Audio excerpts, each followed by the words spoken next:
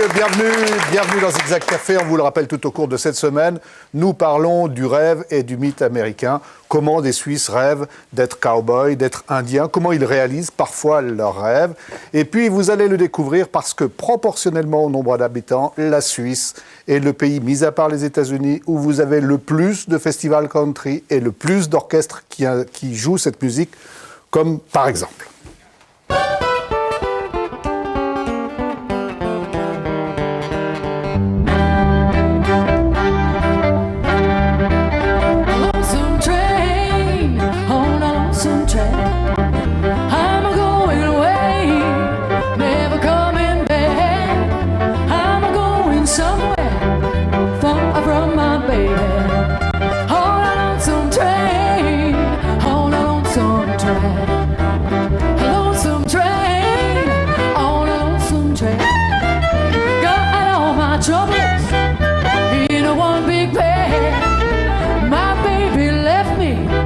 So sad and lonely on a lonesome train, on a lonesome train.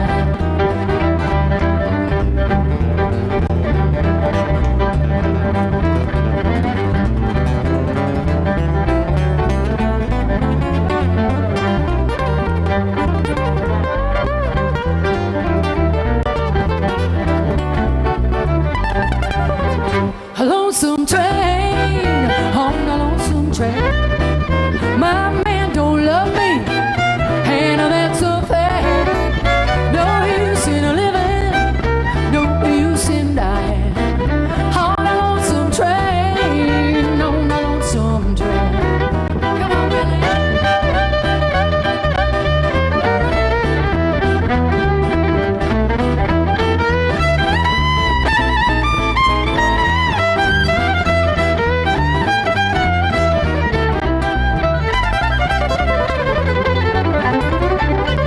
A lonesome train, on a lonesome train.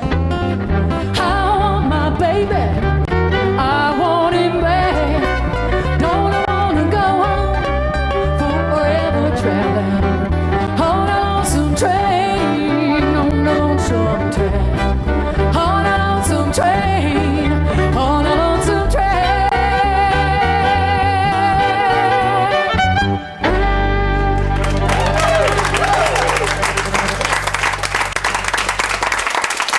Alors, à notre table, par exemple, Philippe Robin, lui, il a une émission de country, on en parlera tout à l'heure à Radio Lac. Si vous deviez nous présenter Jennifer et ses musiciens. C'est pas compliqué. Là, vous avez la meilleure chanteuse de la scène country en Suisse. Elle a reçu, il y a 2 ans, le award, comme on dit, la récompense de la meilleure chanteuse. Et vous avez au violon l'un des meilleurs violonistes qu'il soit également, qui accompagne des stars de la country music aux États-Unis et qui est vraiment quelqu'un qui est l'un des meilleurs aussi. Donc là, le plateau est relevé ce soir. Merci, chers confrères, d'avoir relevé la qualité de notre plateau.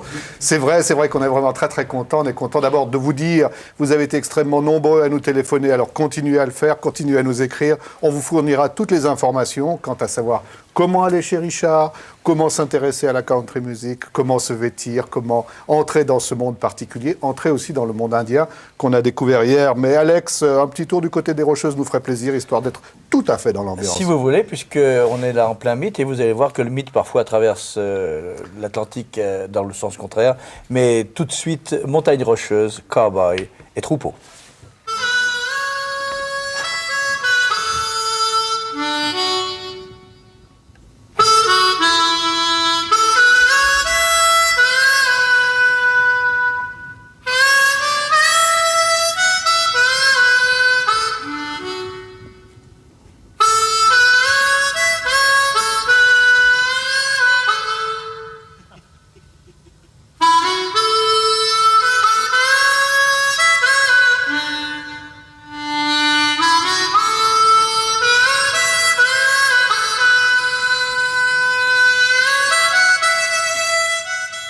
là, on est en plein dans l'ambiance et vous disiez qu'on pouvait traverser les océans et se retrouver en Europe dans la même ambiance? Eh ben, quasiment. Peut-être que les troupeaux sont un tout petit peu moins étoffés. C'est l'objet du concours, voir quelles sont les différences. Absolument.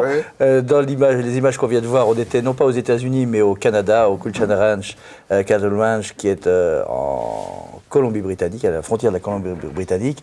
Et on va être très très près du lac Léman, juste un peu au-dessus, dans les Préalpes vaudoises, à 2 pas du barrage de Longrain. Regardez.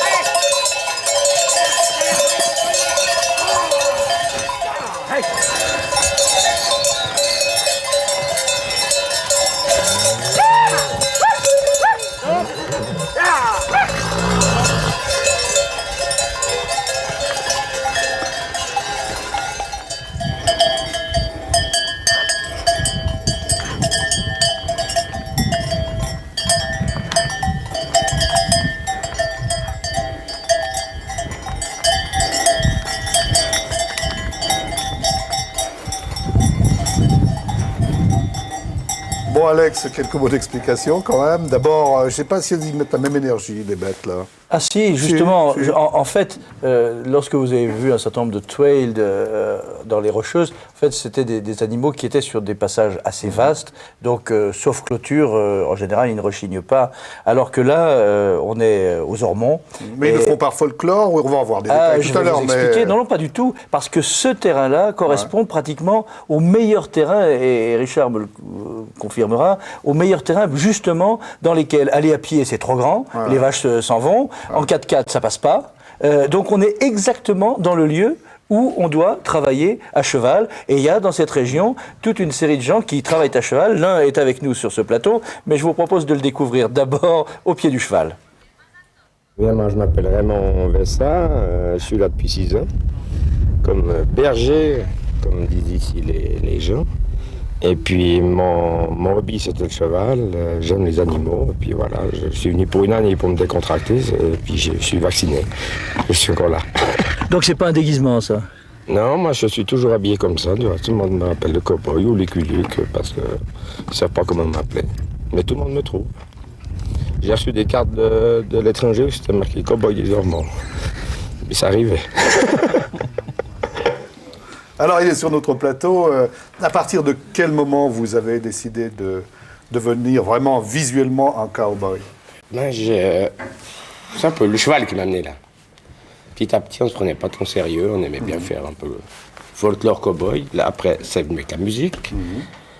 Et puis, suite à un petit ennui familial, j'ai décidé de me décontracter, de prendre un pâturage.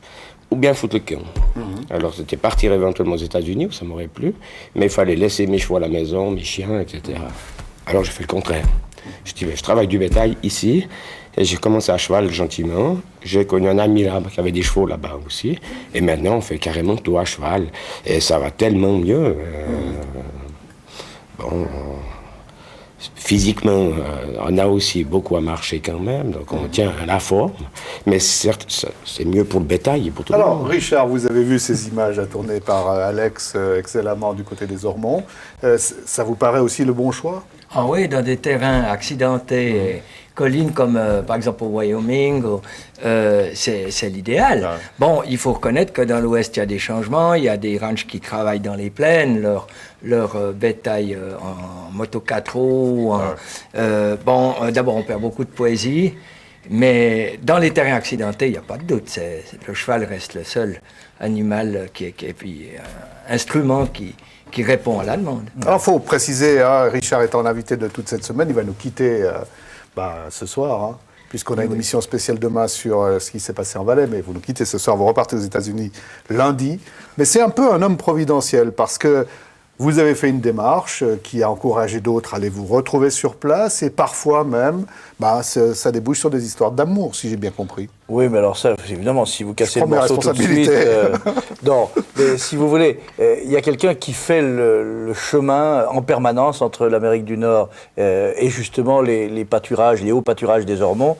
Il se prénomme John, et il s'appelle John Vuille, et en fait, c'est le frère d'ailleurs du défunt producteur de cinéma Pierre-Alain Vuille.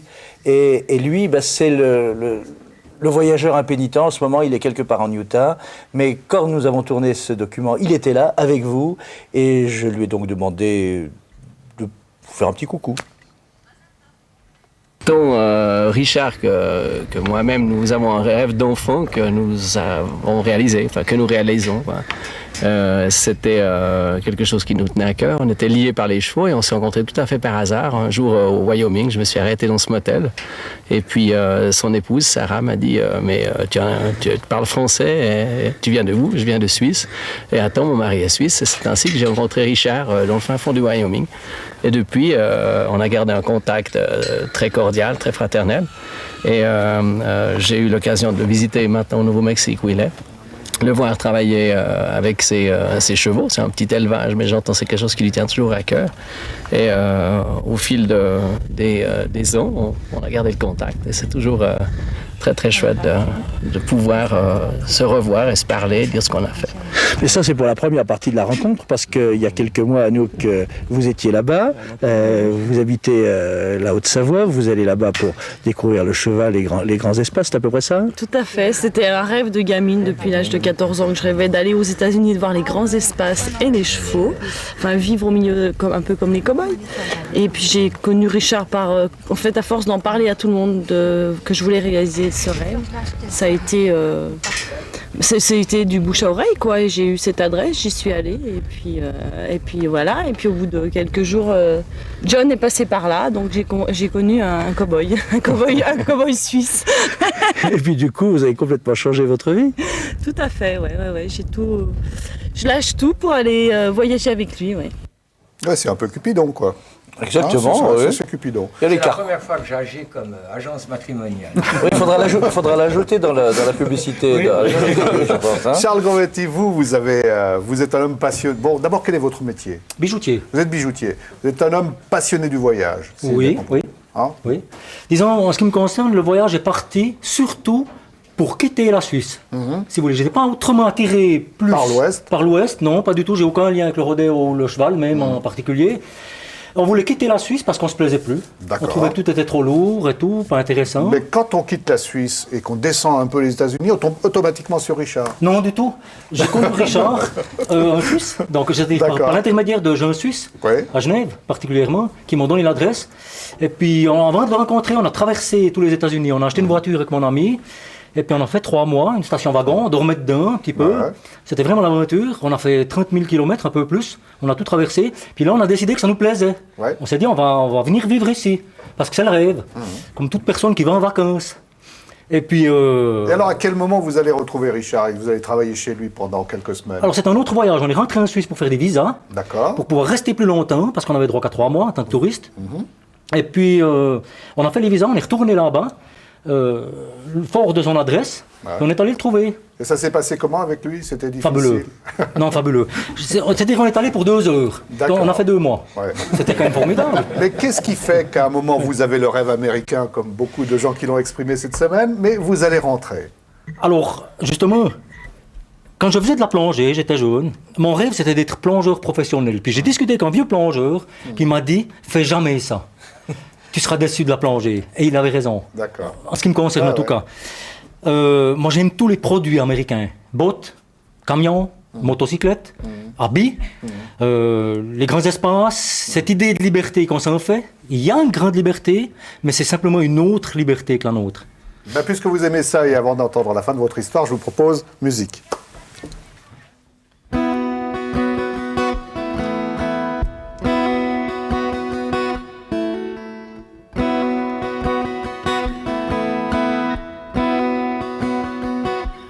Another day,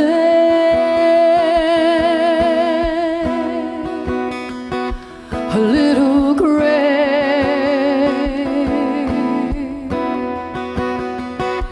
Another get up and get going, life will not wait.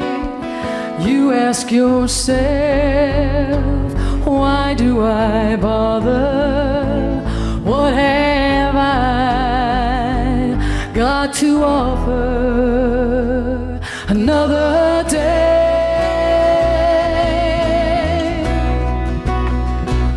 another prayer,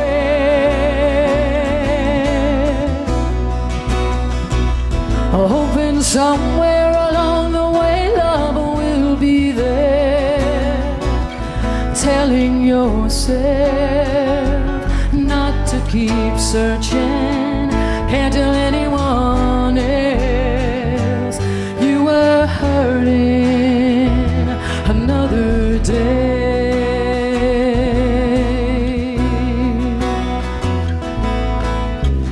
Oh, how the hands of destiny seem to reach right down out of the blue. Someone heard your whisperings, and then the one you prayed for makes you long for another day. Another day.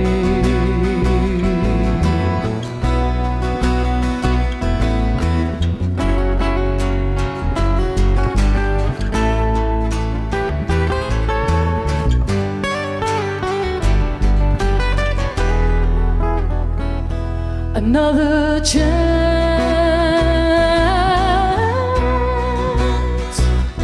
Oh, how often do we get another chance? All of the waiting wasn't in vain. You thought no one was listening. Isn't it strange how the hands of destiny seem to reach right down out of the blue? Someone heard your whisperings, and then the one you prayed for makes you long for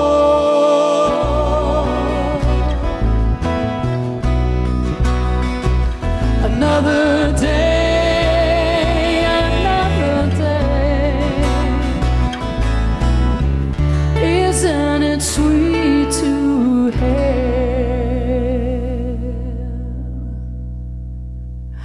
another day?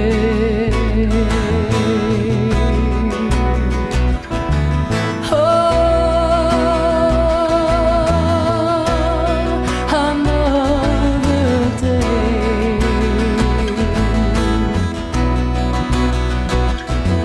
Oh, another day.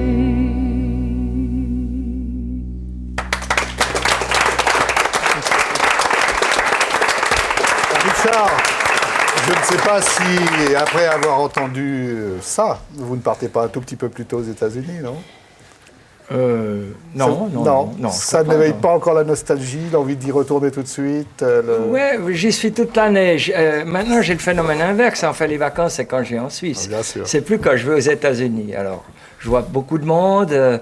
J'ai beaucoup de plaisir à revenir ici aussi. Et alors, notre voyageur du bout de la table, lui, c'est l'inverse. Hein. Vous avez fait le tour, puis vous êtes rentré. Oui. Et aujourd'hui, quel est le rêve que vous avez? Écoutez, le rêve américain reste intact. Ouais. Mais bon, on a fait 1 année et demie là-bas. On a eu travaillé, on a visité beaucoup d'États. On doit avoir fait, je pense, en tout cas 100 bons 1000 kilomètres à travers ce pays, qu'on connaît pas mal. Donc on a pénétré un petit peu la qualité de la vie. Donc moi qui suis pas un homme de cheval, quand on m'a retiré un beau camion chromé, un beau Colt 45 et puis une La bête de Harley botte, Davidson. la Harley Davidson, Ah ouais. il reste des contrées magnifiques, à couper le souffle, la beauté, Ouais. ça c'est clair, Ouais. comme disait Richard hier, c'est fabuleux. Mais à un moment donné, il va falloir se lever à 7 h le matin pour aller travailler, pour quand même vivre. Là-bas aussi. Alors voilà, alors justement, la qualité de la vie, Ouais. à mon avis, c'est personnel, elle est meilleure en Suisse. D'accord. Alors, quel est votre rêve à vous maintenant? Vous êtes revenu à la bijouterie? Oui, tout à fait, en Suisse. Et puis, bon, il y a le rêve, c'est-à-dire que si vous voulez, je découvre la Suisse autrement. Quand on veut tuer son chien, on dit qu'il a la gale. C'est un petit peu la même chose quand on est parti de la Suisse. Il n'y avait rien qui était bien, les gens n'étaient pas intéressants, c'était trop petit, c'est un petit peu vrai, mais j'entends, il y a une chaleur quand même chez les gens, il y a une qualité de vie, il y a des valeurs, des vieilles valeurs qui sont qu'on ne trouve pas aux États-Unis. Que moi, j'ai pas peut-être su trouver. C'est possible. Bon, c'est un pays relativement neuf. Et en tant qu'Européens, c'est vrai, j'ai discuté avec beaucoup d'amis français et suisses, qu'on appelle, entre guillemets, le syndrome de l'émigré. Nous, on a des siècles de culture. D'autre part, il n'y a pas d'autre, je suis un francophone qui vit aux États-Unis et je le resterai toujours. Alors Raymond, vous qui êtes entre les deux, vous choisissez quelle voie si vous aviez la possibilité?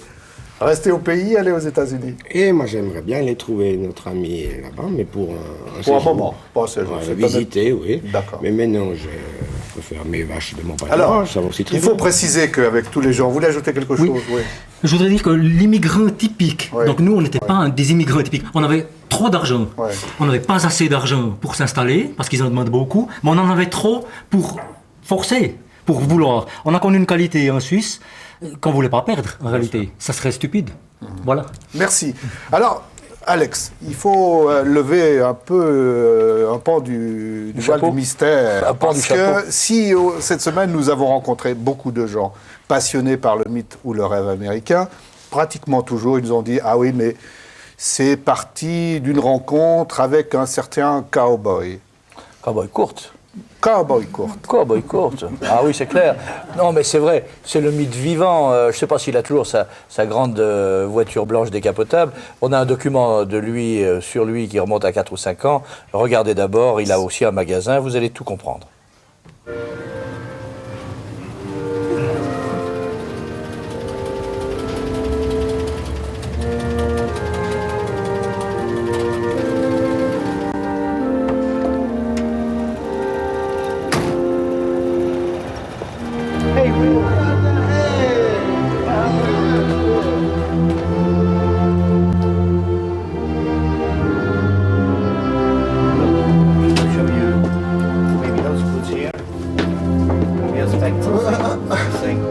These are nice. These are very nice. These are, look at this.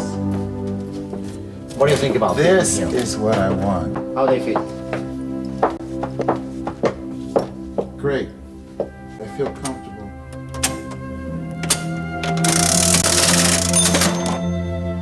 Okay, really.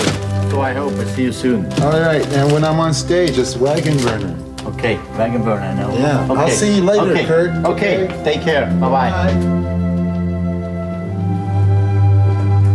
Bon, d'abord, je crois qu'on peut l'applaudir parce qu'il y a beaucoup de gens qui lui doivent quelque chose là, dans ce studio.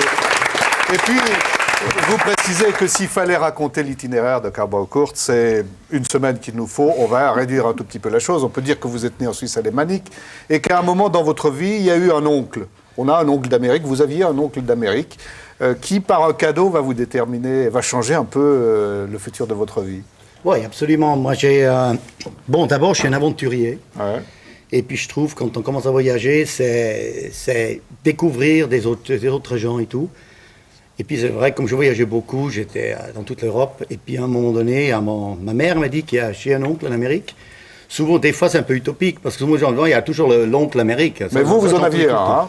Et moi, j'avais un. Ouais. Et puis, j'étais assez curieux de le rencontrer. Il faut expliquer que, sauf erreur, votre oncle était tailleur. Absolument. Lui, vous imaginiez un petit tailleur. Moi, absolument. Moi, j'ai pensé à un tailleur suisse. Ouais. Vous savez, moi, j'ai toujours eu des idées un peu différentes. Et j'ai dit, tiens, il va faire ses petites jupettes, ses petites trucs écharpe, un petit écharpe et ça. tout. Et puis, à un moment donné, quand j'étais le voir là-bas à New York, là, j'ai vu complètement autre chose. Hein, quand il habillait tous ces artistes. Radio City Music Hall, j'ai vu des artistes arriver. C'est-à-dire qu'il faisait les costumes de scène Des scènes, tout, mais il faisait tout aussi. Il faisait tout ce qui est western, tout ce qui est franche. C'est dans les années 60. Et à l'époque, il vous avait envoyé une première veste qui a changé votre vie. Absolument. J'ai reçu la première veste à frange en 1967. Ah ouais, ça compte, la première veste à frange. Vous voyez, hein. Et comme j'aimais bien toujours les films western, j'ai dit, tiens, c'est extraordinaire. J'ai reçu les premières potes western.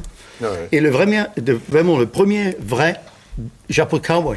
Ouais. Et puis évidemment, tout le monde a vu ça quand j'ai réclamé. Moi, j'étais tellement fier. Mais vous savez, comme ça, quand on commence, vous savez, ça fait quand même plus de 30 ans en arrière. Ouais. Vous promenez comme ça dans les rues, je vous dis, il faut vraiment être sûr de soi. Hein. Ouais. Et puis moi, j'étais sûr de moi. Alors, je vous l'ai dit, la vie de Kurt est une vie très dense et on ne va pas pouvoir rentrer dans tous les détails, mais ce qu'on peut dire, c'est que vous avez eu un premier rêve qui était le rêve d'un magasin dans lequel on trouverait des objets en cuir.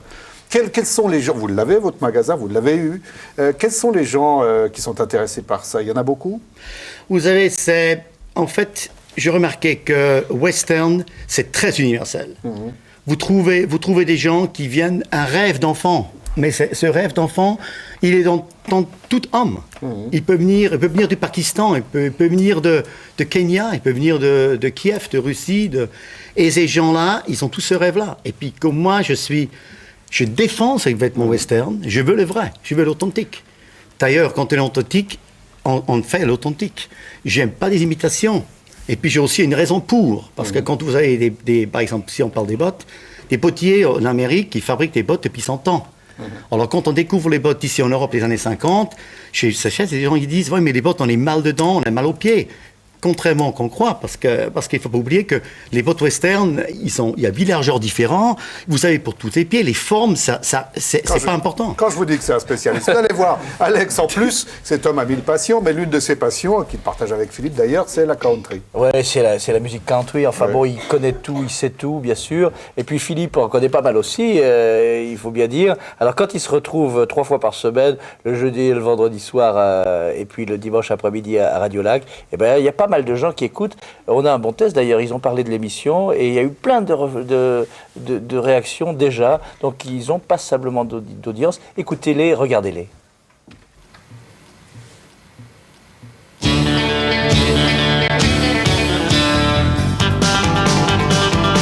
Le rendez-vous de la country music sur Radio Lac, sur la route de Nashville avec l'indispensable Cowboy Kurt. Bonsoir.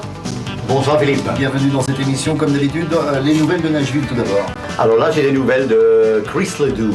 Vous savez, Chris Ledoux, c'est vraiment un ancien champion du monde qui gagnait en 1976. Ensuite, il s'est mis dans la country music. Oui, champion du monde de rodéo, il faut le préciser. Absolument, absolument. Et là, bientôt, il va sortir un album qui évidemment s'appelle Cowboy. Des nouvelles du chanteur de l'année.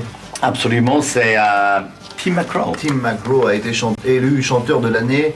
Et alors, ce qui est assez particulier, c'est que sa femme a été élue chanteuse de l'année. Absolument. Quel couple! Alors, c'est incroyable, les deux, vraiment, quand ils sont ensemble chez eux, moi je suis le meilleur chanteur, moi je suis la meilleure chanteuse. Imaginez la cheminée avec tous les trophées dessus. C'est absolument incroyable, c'est vachement superbe. Là, j'aimerais vous présenter un titre sur l'album, sur le premier album qui est sorti. C'est en 1994 l'album s'appelle Not a Moment Too Soon. Et le titre s'appelle It Doesn't Get Any Countryer Than That. Le voici, Tim McGraw sur la route de Nashville sur Radio Lac.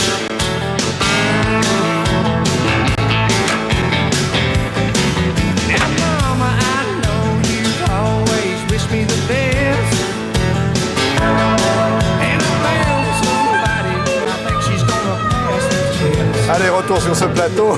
Moi, il y a une histoire que j'aime bien de Cowboy Kurt, qui m'a raconté tout à l'heure en arrivant au studio, parce que ma culture elle est relativement récente. Il m'a raconté qu'il était un jour allé à Nashville. Nashville, c'est la Rome de la musique country, non? On peut dire ça. C'est l'endroit incontournable quand on aime la country music, tout se fait là-bas. Le surnom de Nashville, c'est Music City USA. Alors voilà. Alors il se rend là-bas et puis on lui dit il faut aller dans une radio qui est la radio la plus célèbre pour la musique country. Alors on le reçoit en disant mais qu'est-ce que c'est que ce petit Suisse qui débarque? Est-ce qu'il y connaît grand-chose à la musique country? Vous avez droit à un animateur qui, dans un premier temps, vous méprise souverainement, en tout cas vous tient bien à distance. Qu'est-ce qui va se passer? Moi, justement, il m'a invité et puis ça se passait que je voyais qu'il me regardait déjà tout bizarre. Quand il me demandait je venais d'où, il me dit tu viens de la Suisse? Il m'a dit la Suisse, je ne savais même pas où était la Suisse. Et puis j'ai dit mais vous faites quoi là à Nashville? Et puis j'ai dit je viens un peu voir, parce que ça m'intéressait extrêmement voir des glandes de l'Europe et tout ça. Et bon, il m'a dit, on va voir qu'est-ce qu'il va faire ce Suisse à la radio. Puis c'est vrai, c'était une radio qu'ils invitaient seulement toutes les célèbres. Il y avait Johnny Cash qui était là-dessus, Merle Haggard, Willie Nelson. Comment vous avez fait? Alors moi, je suis rentré, puis j'ai dit, tiens, moi je veux voir, comme je voyais un peu de l'âge qu'il avait, je me suis dit, tiens, je veux voir, je veux le piéger peut-être un tout petit. J'ai une chance de piéger. C'est parler de la country music des années 20, 30, 40, 50. Ouais. Et là, je commence à parler de Webb Pierce, je commence à parler de Bill Monroe, Jimmy Rogers, Jimmy Dickens, Hank Snow. Et puis, est-ce qu'il était au courant? Hank Thompson. Et lui, il me regarde et me dit what the hell? Il me dit, mais comment ça vous connaissez tous ces gens-là? Et puis j'ai dit, voyez, on connaît quand même un peu la country music en Suisse aussi. Et puis après, il me dit, vous connaissez comme musique actuelle? Et puis j'ai dit, oui, bien sûr, je connais tous les actuels avec Tim McGraw. Là, ça s'est tout d'un coup passé un peu mieux, et vous avez passé un deal avec lui. Au terme de l'émission, qu'est-ce qu'il vous a demandé? Alors, il me demandait, on fait un pari. Parce qu'il me demandait si je faisais la radio en Suisse. Et moi, j'ai dit, non, je fais pas il n'y a pas une station de radio où j'habite. Il m'a dit, on fait un pari, l'année prochaine, vous allez revenir sur ce plateau-là. Et vous allez me dire, vous faites la radio en Suisse, à Genève. Alors, c'est là qu'il débarque chez vous, je suppose. C'est là qu'il frappe à ma porte. Oui. Parce qu'il a une certaine capacité. Ah, il est assez tenace comme garçon, passionnant. Donc, il frappe à ma porte, il dit, voilà, il faut faire de la country music à la radio en Suisse. Je lui dis, oui, mais la country music, bon, c'est un peu poussiéreux. C'était l'idée que j'en avais à l'époque. Willie Nelson, Johnny Cash, Dolly Parton, je m'étais arrêté là. Et il m'a laissé pendant quelques jours une pile de disques. J'ai écouté, j'ai trouvé ça très bien, avec des artistes tout jeunes, qui avaient 20, 25 ans, et qui étaient le renouveau de la country music aux États-Unis. Et on s'est lancé dans une émission qui s'appelle Sur la route de Nashville, sur Radio Lac. Donc, ça fait 10 ans qu'on fait ça, avec de plus en plus de succès. Et puis là-dessus, ensuite, organisation de festivals, de concerts et beaucoup d'audience. Oui, parce que là aussi, il s'est lancé dans des festivals parmi les plus importants d'Europe. C'est un homme qui a vraiment des idées. Il paraît que vous avez encore un rêve un peu en réserve, là. On peut évoquer le rêve, Kurt? Vous savez, monsieur Rapp, moi j'ai plein de rêves. Non, mais prenons-en un. Oui, au hasard, allez. Prendre déjà un. Ah, prenons-en un. Il paraît que vous aimeriez bien un établissement où vous pourriez recevoir Jennifer, Absolument. où on pourrait boire un verre. Peut-être pas boire un verre d'ailleurs, parce que là-dessus vous avez des théories, mais en tout cas écouter la musique et se sentir bien, c'est vrai? Oui, absolument. Vous avez souvent, il y a une inspiration quand je rêve, j'ai l'inspiration, et puis souvent je cherche après pour trouver. Je veux le réaliser. Et là, je rêvais carrément mon saloon western. Comme vous avez rêvé d'ailleurs votre magasin, avec exactement la disposition de toutes les choses, vous avez rêvé de votre saloon. Il est comment votre saloon? Alors mon saloon, je rêvais, c'était une vieille barn. Vous avez les grandes barns où on monte, il y a, comment on monte, tu vois le wagon de foin, on monte, on ouvre ces barns. Et là, j'avais vu une scène avec le public, un sono évidemment extraordinaire. Parce que les musiciens, quand vous êtes bons musiciens, vous avez un bon sono. Un petit bar, un petit fireplace, ça veut dire un petit cheminée, un petit chose. Et accueillir des gens dignes de leur montrer une qualité. Et le jour de l'ouverture, Jennifer et Willie? Je vous dis tout de suite, ça c'est normal. Ça, c'est absolument sûr. Parce que Jennifer, j'ai rencontré en 1994 dans le magasin à Genève.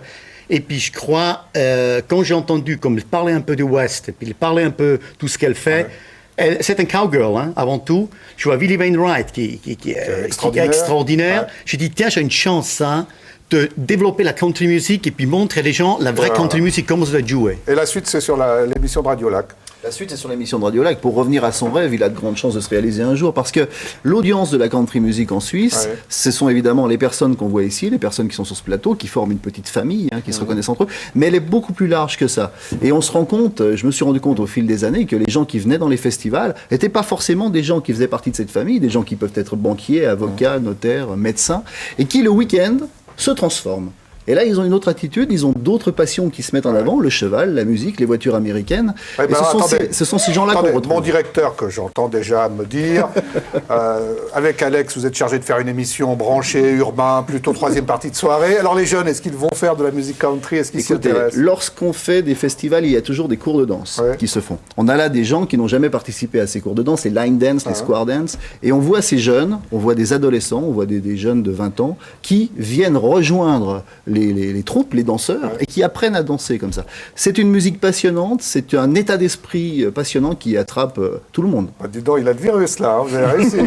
Oui, mais je crois que c'est juste parce que vous avez la musique country, ça va de 4 à 84. Et puis pour les autres, alors qu'est-ce qui se passe? C'est juste un petit peu plus que ta tasse. Ceux des nouveaux-nés, non pas encore. Et puis après, ça devient un les petit plus peu âgés, difficile. c'est une question d'oreille. Vous avez des fois, ils entendent un peu moins. Alex, oui, alors, si nous allions au salon. Justement, j'ai quand même une recommandation à vous faire. demandez à Richard de vous rejoindre au moment où vous voudrez construire le saloon, parce que c'est la première chose qu'il fait. Quand il arrive quelque part, il se construit un saloon. Il y en avait déjà un qui s'appelle, comment, le Lonesome? Le Last Chance Saloon. Ouais, le salon de la dernière chance. Hein. Et aujourd'hui, je ne peux pas l'appeler la dernière chance chaque fois, donc j'ai encore hésité sur le nom. Oui, enfin, toujours est-il que le saloon est ouvert. Qu'à côté enfin, dans le ranch, et à côté des bâtiments principaux. Il a un petit côté suisse quand même, son saloon. Ouais, il y a un saloon, mais il a quand même un petit côté chalet suisse. On hésite entre les deux. Et puis, je vous cache pas qu'avec la musique des Flying J Cowboys, on hésite vraiment entre les géraniums et les cactus.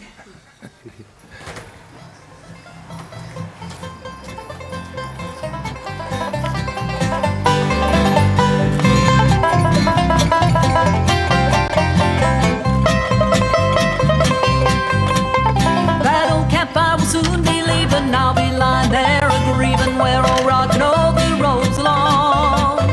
And like that tumbling waterfall, I just ain't got no cares at all, as long as I can sing my yodeling song. Rockin' over, I'm singing with the river as I ride. Rockin' over, rolling crystal waters down the mountainside.